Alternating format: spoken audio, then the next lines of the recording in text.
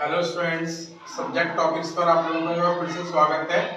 और आज हम लोग बात करेंगे 12th क्लास की इकोनॉमिक्स की सेकंड बुक भारतीय अर्थव्यवस्था के विकास का चैप्टर 6, जिसका नाम है भारत में मानव पूंजी निर्माण। लास्ट क्लास में हम लोग इसके दो क्वेश्चन डिस्कस कर चुके थे, question number first and second, और आज हम लोग इस चैप्टर का क्वेश्चन नंबर थर्ड डिस्कस करने जा रहे हैं। स्टार्ट करते हैं।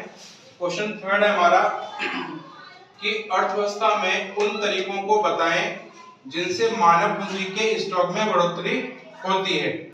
या फिर इस क्वेश्चन को इस तरीके से पूछा जा सकता है, एक अर्थव्यवस्था में मानव पूंजी के स्रोतों का वर्णन करो।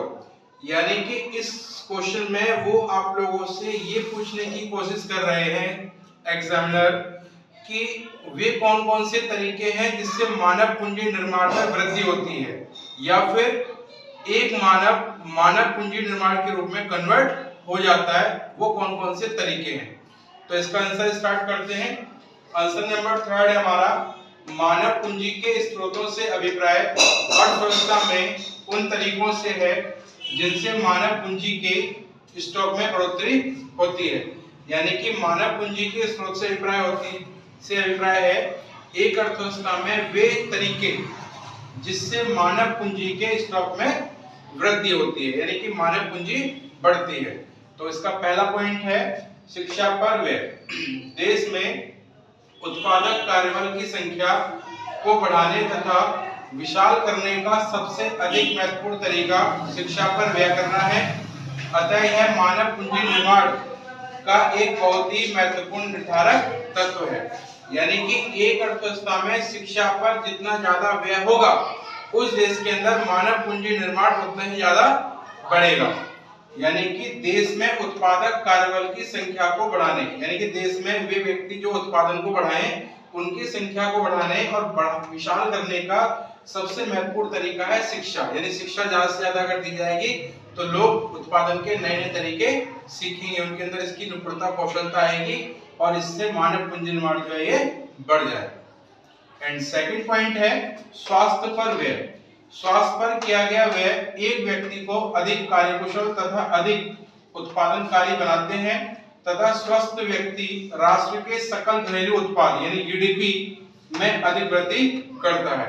इसका यह अर्थ हुआ कि एक देश में सरकार के द्वारा स्वास्थ्य पर जितना ज्यादा व्यय होगा, व्यक्ति की कार्यकुशलता उतनी ही ज्यादा बढ़ेगी और उतनी ही ज्यादा वह उत्पादन तेजी से करेगा। इस तरीके से एक स्वस्थ व्यक्ति राष्ट्र के सकल घरेलू उत्पाद में वृद्धि करने में सहायक बनता है। तो स्वास्थ्य पर किया गया व्यय भी मानव पूंजी निर्माण को बढ़ावा देता है। थर्ड पॉइंट है नौकरी के दौरान प्रशिक्षण। श्रमिकों को अपने विशिष्ट कौशल को और अधिक बढ़ाने या तीव्र करने में प्रशिक्षण सहायक होता है।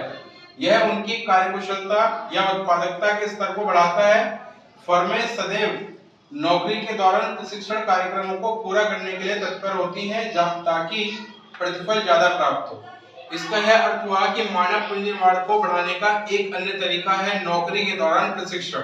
व्यक्ति नौकरी कर रहा है, नौकरी के साथ साथ ही उसको बीच बीच में ट्रेनिंग दी जाए, जिससे वह अपने कार्य को करने में और अधिक पारंगत हो जाता है और अधिक उत्पादनकारी हो जाता है, जो कि श्रमिकों को अपने विशिष्ट कौशल को और बढ़ाने, यानी उनके अंदर जो कार्य करने की क्षमता है उसको और बढ़ाने या तेज करने में प्रशिक्षण जो होता है उनकी मदद करता है। इसके साथ साथ इससे एक व्यक्ति की कार्यकुशलता यानी काम करने की जो कुशलता है या उसकी जो उत्पादकता है, जितना वो प्रोडक्शन कर रहा है वो उत्पादन करने की क्षमता व्यक्ति की बढ़ जाती है। यही कारण है कि जो फर्में होती हैं वो हमेशा यह कोशिश करती हैं और कोशिश करें कि नौकरी के दौरान ही प्रशिक्षण दिया जाए श्रमिकों को, जिससे कि मानव पूंजी निर्माण में वृद्धि हो। एंड फोर्थ पॉइंट है स्थानांतरण। स्थानांतरण मानव पूंजी निर्माण में योगदान देता है क्योंकि यह लोगों के निष्क्रिय कौशल के प्रयोग में सहायक होता है या यह उनके कौशल के पूर्ण उपयोग में सहायक होता है। अतः यह मानव पूंजी निर्माण का एक स्रोत है। इसका यह अर्थ हुआ कि स्थानांतरण यानी ट्रांसफर, व्यक्ति जो एक कार्य कर रहा है उस एक कार्य से हटा के उसको दूसरा कार्य दिया जाना चाहिए। यही स्थानांतरण यानी कि ट्रांसफर कहलाता है, जिससे व्यक्ति के अंदर अपना जो एक कार्य कर रहा है उस कार्य से अगर वह निष्क्रिय हो गया, मतलब कार्य करने की उसके अंदर इच्छा नहीं है, तो वह दूसरे प्रकार के कार्य करके उसके अंदर कार्य करने की इच्छा जागृत होगी, साथ ही साथ में उसकी वृद्धि होगी, तो वह और अच्छी तरीके से कार्य करेगा। यही कारण है कि मानव पूंजी निर्माण में स्थानांतरण भी एक प्रमुख घटक माना जाता है, और यह मानव पूंजी निर्माण में योगदान देता है क्योंकि ये लोगों के निष्क्रिय कौशल के प्रयोग को बढ़ाता है। जो कौशल उनके अंदर है, ट्रांसफर के बाद वह अपने उस कौशल का उपयोग अन्य प्रकार के कार्यों में करके दिखाते हैं और इससे उनके कौशल का पूर्ण उपयोग हो जाता है और यह मानव पूंजी निर्माण का एक स्रोत बन जाता है। और लास्ट 5वां पॉइंट है इसका सूचना पर व्यय। सूचना पर व्यय नौकरी के स्थानों तथा विशिष्ट कौशल प्रदान करने वाली शैक्षणिक संस्थाओं से संबंधित सूचना कौशल निर्माण का एक महत्वपूर्ण निर्धारक तत्व है। यह लोगों को उत्पादक संभाव्य का पूर्ण उपयोग करने में संभव बनाता है। इसका यह अर्थ हुआ कि नौकरी के स्थान जहां पे नौकरी कर रहा है व्यक्ति, वहां पर विशिष्ट कौशल प्रदान करने वाली शैक्षिक संस्थाएं, वहां पर ऐसी संस्थाएं हों जो उनको कार्य करने का विशेष तरीका समझाती हों। इससे संबंधित अगर सूचना उन लोगों को मिलती है तो इससे उनके कौशल निर्माण का विकास होता है। इसका यह अर्थ हुआ कि जिस जगह पर व्यक्ति कार्य करने जा रहा है वहां पर कुछ ऐसी सूचनाएं देने वाली, विशिष्ट कौशलता प्रदान करने वाली अगर संस्थाएं हैं जिसमें वह व्यक्ति समय समय पर जाकर के उससे नए प्रकार की जानकारी इकट्ठी कर ले अपने कार्य से संबंधित, तो ऐसी स्थिति में अगर उसको सूचना अच्छे तरीके से प्राप्त होती है तो वह अपने कार्य को करने में और पारंगत यानी और अच्छा हो जाता है। तो यही इसमें बताया गया है।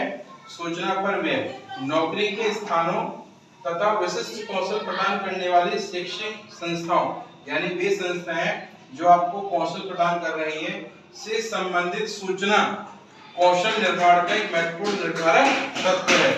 यह लोगों को उत्पादक संभावना का पूर्ण उपयोग करने में संभव बनाती है, यानी कि व्यक्ति का जो कौशल है वह इसका पूर्ण उपयोग करना जान जाता है। तो ये हमारा क्वेश्चन नंबर 3 था, एक अर्थव्यवस्था में मानव पूंजी निर्माण के स्रोत।